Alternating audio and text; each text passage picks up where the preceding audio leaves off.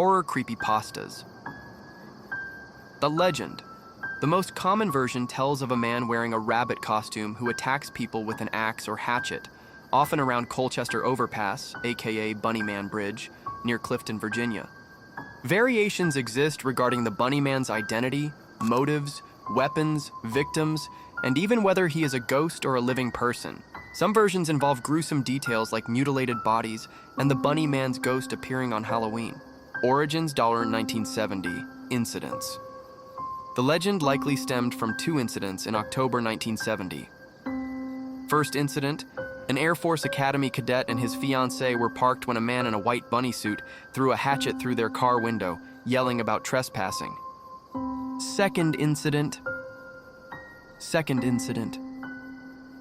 A construction security guard encountered a man in a gray, black, and white bunny suit wielding an axe at a construction site, again shouting about trespassing. Evolution of the legend. These incidents, reported in local newspapers, likely served as a base for the Bunnyman legend. As the story spread, it morphed through retellings with details added or changed, eventually becoming more sinister and supernatural. Debunking the legend. Fairfax County never had an asylum as described in some versions of the legend. The infamous Bunnyman Bridge wasn't part of the original documented incidents and was likely incorporated into the legend later due to its creepy appearance. The power of urban legends.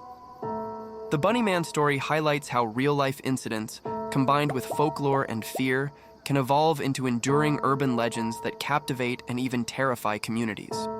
In conclusion, while the Bunnyman legend is largely fictional, it originated from real-life events and demonstrates the enduring power of storytelling and the human imagination to transform local incidents into something far more elaborate and chilling. Over the years, the Bunnyman's tale became even darker. The story transformed into one of an axe-wielding madman who skins his victims.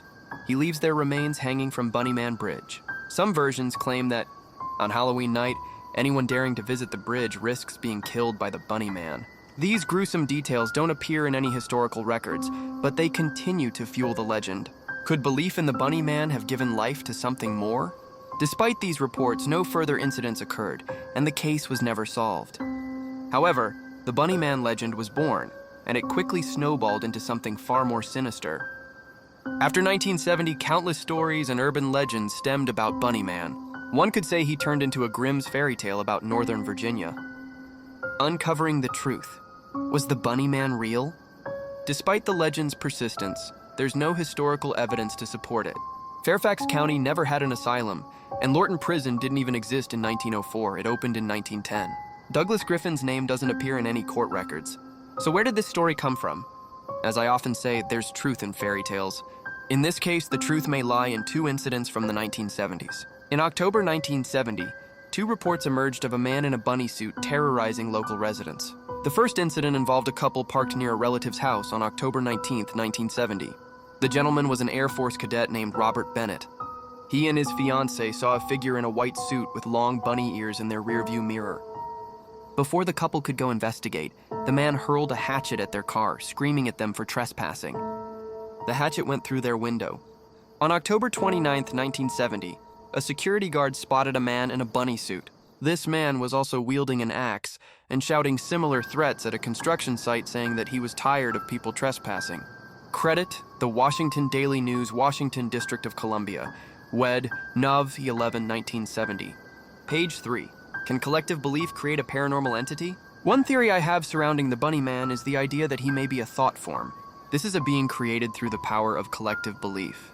In the 1970s, a group of parapsychologists in Toronto conducted the Philip experiment. They attempted to manifest a spirit through their collective imagination and belief. Could the Bunnyman be a similar phenomenon? As more people told the story and believed in his existence, is it possible that they collectively created the Bunnyman? If so, perhaps the most terrifying thing about this legend isn't that the Bunnyman was ever real, but that he has become real through the fear and fascination of those who keep the story alive. The Bunnyman Bridge today. Despite the lack of historical evidence, Bunnyman Bridge continues to attract.